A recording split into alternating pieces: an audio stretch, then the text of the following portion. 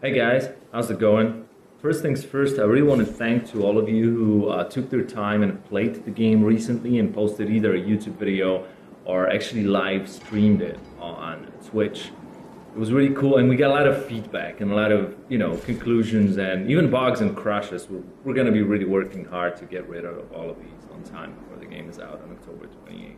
Still, I think I just want to launch a game and jump into it and give you quick comments, couple of them, on things that I think raised a couple doubts and were not clear when either you guys were playing or some other guys were just watching it and commenting live. So the first thing that I wanted to talk about is the movement speed. We don't believe that this game is too slow or too fast for anybody because you can adjust quite easily the way that you move in Lords of the Fallen. The first thing is the actual movement speed depends on the weight of a character. If you go into character menu, you can see a weight on the bottom of the screen. Right now it's 2550 and it's yellow. And that means I'm the heaviest moveset. That's why my rolls are going to be super slow. My jump is just going to be short and without any roll afterwards because this is the slowest and the heaviest moveset. If I switch to a different moveset, like for example, if I wear a rogue armor, for example, and change my weapon to something lighter, like needles, for example, and I'll also take the shield out. It blocks the view a little bit. I want you guys to see everything. I'm going to be way faster. I can move very, very nimble. My jumps are very long. And also, what is really important, and this is also something that is very important for a lot of people who use rolls and the heaviest moveset while fighting, and wonder why it's not as effective as the fastest moveset. Let me show you this. Let me just attract the attention of this guy in here. I wanna aggro this hound in here, not aggro his beastmaster. So there we go. Come on. You'll notice that when my camera is focused on the opponent, when I roll around him, these rolls are actually more of a circle direction. Your character is moving slightly around the opponent, whereas at the heaviest moveset, let me just switch back to the heaviest moveset that we have, symmetry armor, for example. Let's grab a shield and let's grab some heavier weapon like this one. Whereas rolling this way is way more of a straight line, as you can see in my roll. And that means that a lot of people will find it way different and maybe even more difficult to roll away out of the attacks with the heaviest gear because you're not rolling around the opponent like you would with the lightest gear. One next thing that I wanted to touch on. Now, let's move on into the weapons itself. The movement speed of the weapons is totally independent from the, all right, go on, whatever. It's totally independent from the movement speed. So I can, of course, have a heavy weapon. Let me just, there you go. I can whirlwind attacks with a heavy hammer, with a great hammer. This is a unique feature of that weapon, unless the book gets it.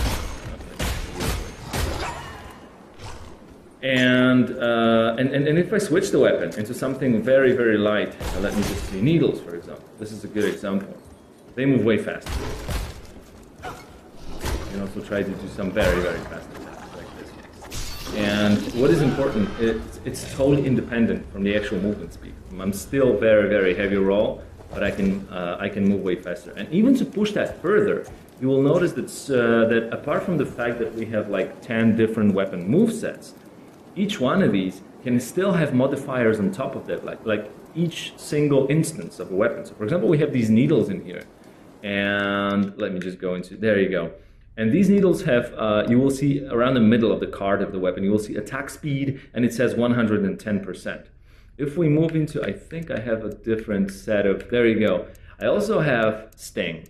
And this weapon has 90 attack speed. And if I switch from one weapon to another, you will notice that whereas the needles, they're quite fast. If I switch to, let me just real quick. Yeah, there you go. This is the Sting. They're slower. I mean, it's not very noticeable, but they still are slower. So even within each type of weapon, you still have differences between these. And one last thing before we move on to another set of topics. Magic. some people were wondering what's the difference between spells and Gauntlet. It's quite simple, at least from the get-go, the way that we wanted to design it. We wanted Gauntlet to be a magical weapon, but a ranged one. So Gauntlet is like a representation of ranged attacks in Lords of the Fallen. You can shoot projectiles, you can shoot like a shotgun, like, do I have a consumable for magic? I'm out of these, so let's just wait until it generates.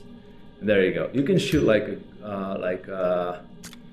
oh, this is a fire gauntlet. So you can actually, if I craft my blast type of gauntlet with fire, it's going to start breathing fire. Quite cool. And you can also throw a grenade. I don't have magic for this right now, but it's just thrown and explodes apart. I mean, unless you actually craft it, it might become like even a turret. I've crafted it with magic. This is what it does. So Gauntlet is a ranged magical weapon. This is what it's responsible for. Whereas spells are something else. Spells are a class type of playstyle, sort of dependent magic and supernatural powers. They're sometimes ranged or projectile. They're sometimes buffing you. They're sometimes just lowering defenses of the opponents, and so on and so on and so on. Sometimes regenerating your health. I think I have, yeah, like the shelter spell that I have equipped right now, it will regenerate my health. And this is all in here in a character development. There are 3 spell trees for each 3 playstyles, which we call classes, of course.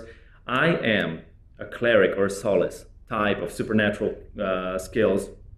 Right now, on the New Game Plus, I can unlock either one of the remaining 2, and on New Game Plus Plus, I can unlock the 3rd one.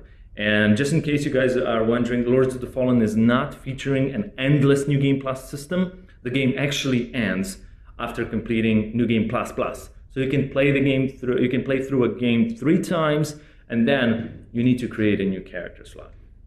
All right, let's move on to the next topic.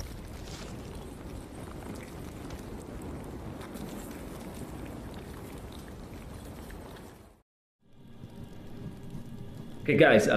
Quick few words about the death system and about the difficulty in Lords of the Fallen. I decided to take off my shield and still wear a medium armor and be a fastest moveset. Staff is also a cool weapon. It can hit enemies twice in one swing, which is really cool. Now, I died a couple moments ago in here, and the ghost with my experience dropped in here. And the first thing that I wanted to say, and it might be unclear for some people, the time that it takes before your ghost starts leaking the experience depends on the amount of the experience multiplier that you had. So the higher the multiplier, the longer it takes for the ghost to start leaking. It's going to probably start leaking in just a second. You can see the ghost icon on the left side of my screen. Yeah, it just started leaking now. Also, there's a buff icon just above my health bar that appears when I get into the vicinity of the ghost. What this buff actually does, it does 3 things for all the 3 bars of your character in here on the HUD. The first thing is it introduces a health regeneration, and it also increases the regeneration of both energy and magic. So this is a really cool thing. Apart from that, of course, you can use the ghost to your advantage if you want to. You can pick up your XP if you don't want to lose it. You won't be able to pick up your multiplier though, but you can also use it tactically and restrain from picking it up, and it is going to give you a buff in a battle, as you know already, increasing your regeneration and making you more effective in the fight. Let's actually pick it up, and let's kill this guy first. Or no, the other guy's probably going to be more important for now. This is a variation of the fast and agile opponent. Ouch, ouch. Alright, let me see if I can hit both of them. For a moment it could, good. Alright, not bad. Alright, let's try to heal first. Then, what I wanted to do is to stun lock this guy. What is important is there is a perfect timing window for each of the attacks, for each of the weapons in the game. So it's not like only for short weapons and the combos that you want to pull off. There's a perfect timing window. It actually works for all the weapons. Why? Because if you hit a perfect timing window, the next attack of your weapon consumes less energy. It's a very skill-based tactics. And talking about the difficulty, it's also very important. We understand that for some people, fighting with a heavy build, character builds might feel or look like an easier way to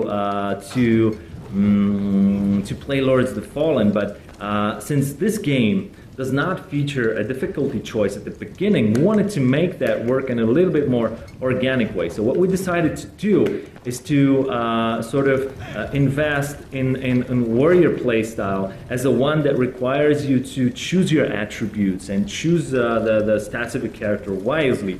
That type of management, while playing the nimble and fast character, is all about the manual skills. So I think that's why some of the people might consider one of these easier or tougher, and especially for the guys who feel like they're more experienced with a fast and skillful kind of playing.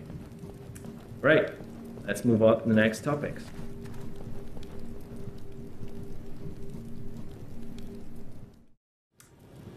One last topic that I wanted to touch on is the story and things related to it. We're back at the monastery, by the way.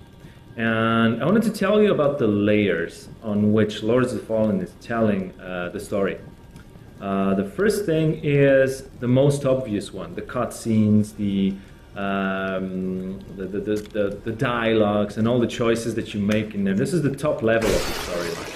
I'm quite OP right now because I just got back to the area that I was before, and so it turns out like this. And this is the first layer of the storyline, but for all these guys that want to dig deeper, there is also a layer of the lore that can be uncovered with the audio logs that you find throughout the game.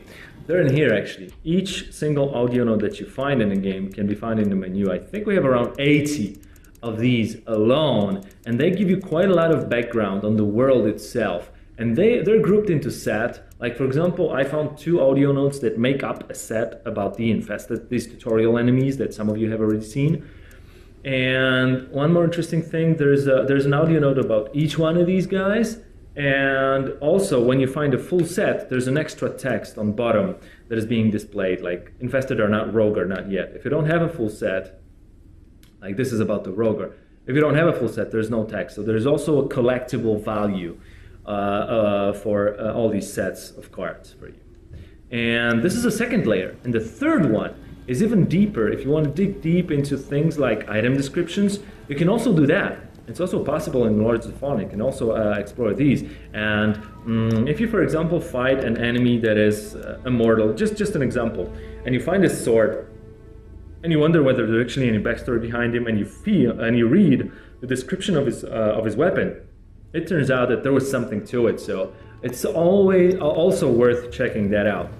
One last thing that I wanted to touch on before we move on is the exploration and non-linearity. Let me try to backstab this guy first. Ouch. All right, let me try again. So get within aggro and... All right, we will try again. No worries. Actually, I'll just do this. Jumping attack, leaping attack is quite useful. This is the area, by the way, just after the commander boss. Some of you have seen this guy already. There's also a portal that opens up after you defeated commander.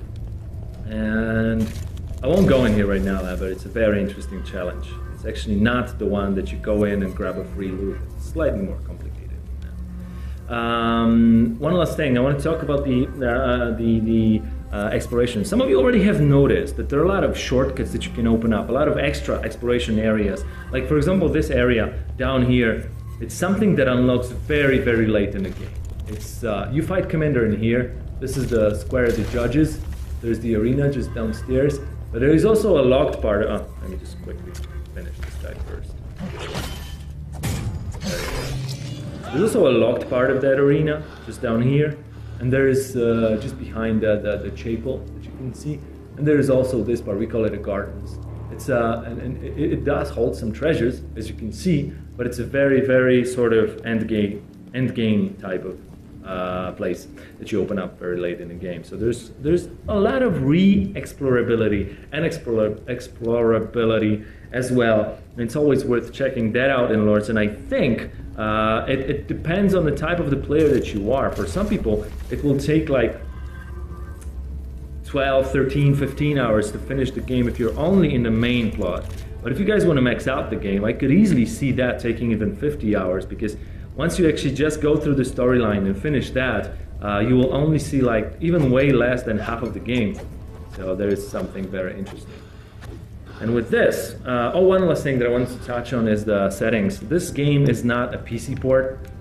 The PC version of the game is being developed on parallel with all the extra things. So you can customize your controls. You can even do a lot of graphical settings in here, as you can see. So we wanted to make sure that the PC version of the game that doesn't feel like a straight port from the consoles, which is not.